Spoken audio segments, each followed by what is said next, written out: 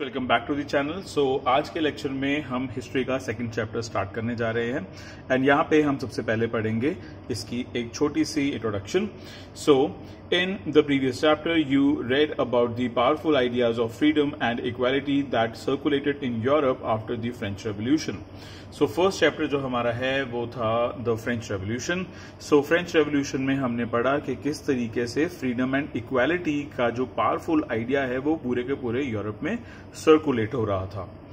The French Revolution opened up the possibility of creating a dramatic change in the way in which society was structured. As you have read before, the 18th century society was broadly divided into estates and orders, and it was the aristocracy and the church which controlled economy and social power.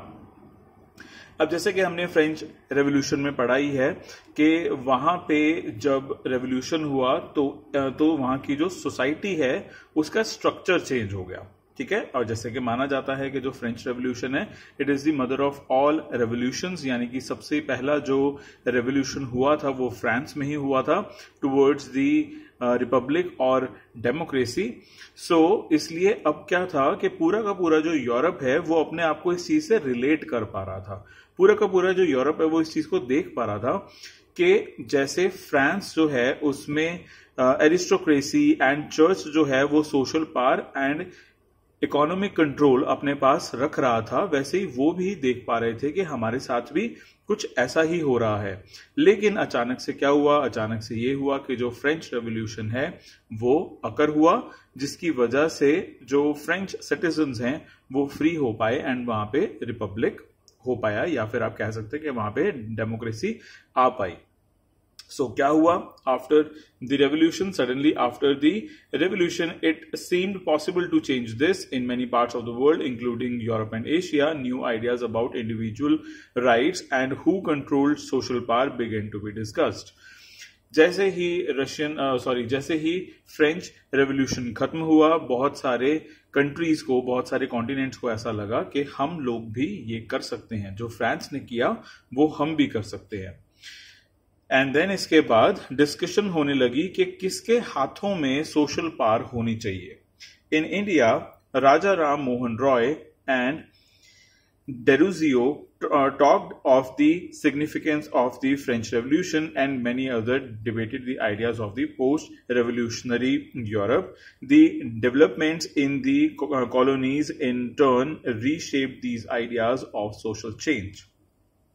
So अगर हम India की बात करते हैं तो राजा Ram Mohan Roy and Derozio जो है उन्होंने बात की इंडिया में फ्रेंच रेवोल्यूशन के बारे में। उन्होंने कहा कि देखो, फ्रांस में एक सिग्निफिकेंट चेंज आया एक रेवोल्यूशन की वजह से। ठीक है, तो फिर ऐसे में क्या हुआ? अब डिफरेंट कॉलोनीज जो हैं, यानी कि कॉलोनीज का मतलब ये होता है कि वो एरियाज जहां पे किसी एक्सटर्नल पावर का इन्फ्लुएंस है। ठीक है, तो डिफरेंट कॉलोनीज जो हैं उन्होंने अपने आप को रीशेप करना स्टार्ट किया और जो सोसाइटी का स्ट्रक्चर है उसको चेंज करने की कोशिश की। जैसे अगर हम इंडिया की भी बात करें तो इंडिया भी एक ब्रिटिश कॉलोनी थी। ठीक है, यानी कि हम लोग ब्रिटिशर्स के इन्फ्लुएंस में थे, हम लोग ब्रिटिशर्स के अंडर थे। Not everyone in Europe, however, wanted a complete transformation of society.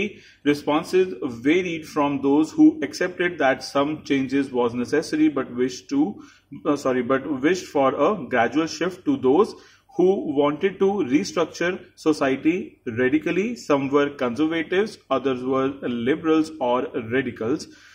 What did these terms really mean in the context of the time? What separated these strands of politics and what linked them together? We must remember that these terms do not mean the same thing in all contexts or at all times.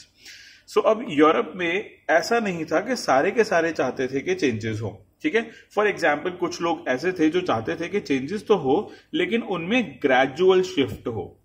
ठीक है, और कुछ लोग ऐसे थे जो चाहते थे कि शिफ्ट जो है, जो रीस्ट्रक्चरिंग है वो रेडिकली हो जाए, यानी कि जल्दी जल्दी हो जाए। ठीक है, तो कुछ ग्रुप्स थे, कुछ तो थे वहां पे कंजर्वेटिव लोग कौन थे? जो चाहते थे कि चेंज ना हो। ठीक है, कुछ थे लिबरल्स जो कि कहते थे कि चेंज तो हो लेकिन ग्रेजुअली, धीरे धीरे हो। और कुछ लोग ऐसे होते थे जो कि रेडिकल्स होते थे, यानी कि वो चाहते थे कि जो चेंजेस हैं वो फटाफट से आ जाए।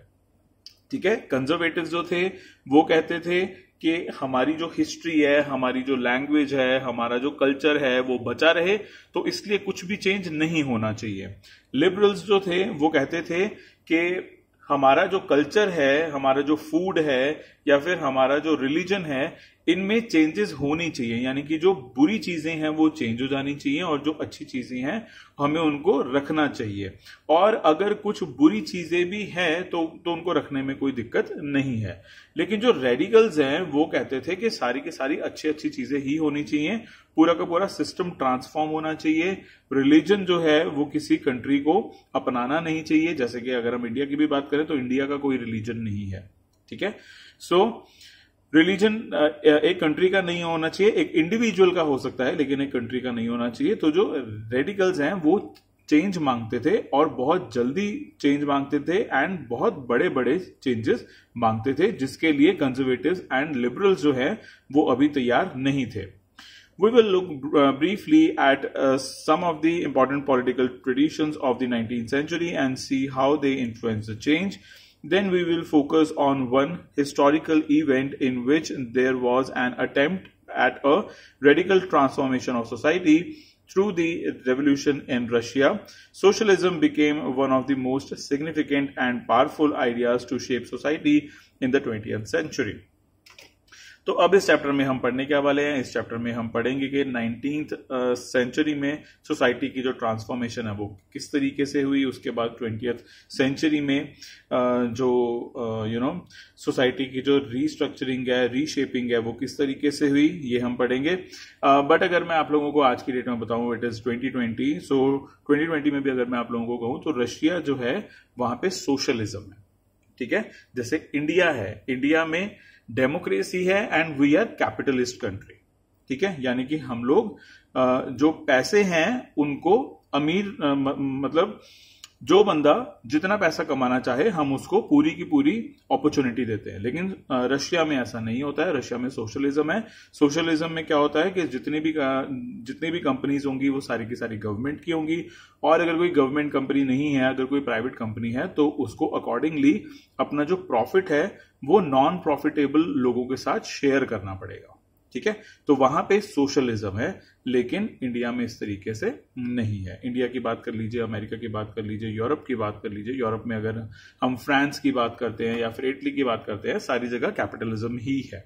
ठीक है, लेकिन यहां पे सोशलिज्म है आज भी, 2020 में भी। बट चलिए, हम लोग हिस्ट्री कर रहे हैं तो हम हिस्ट्री ही पढ़ेंगे। तो ये थी एक छोटी सी इंट्रोडक्शन। अब इसके बाद हम लिबरल्स, रेडिकल्स एंड कंजर्वेटिव्स के बारे में बात करेंगे कि हिस्ट्री में उनका क्या रोल रहा। So that's it for this video students, I will see you in the next one.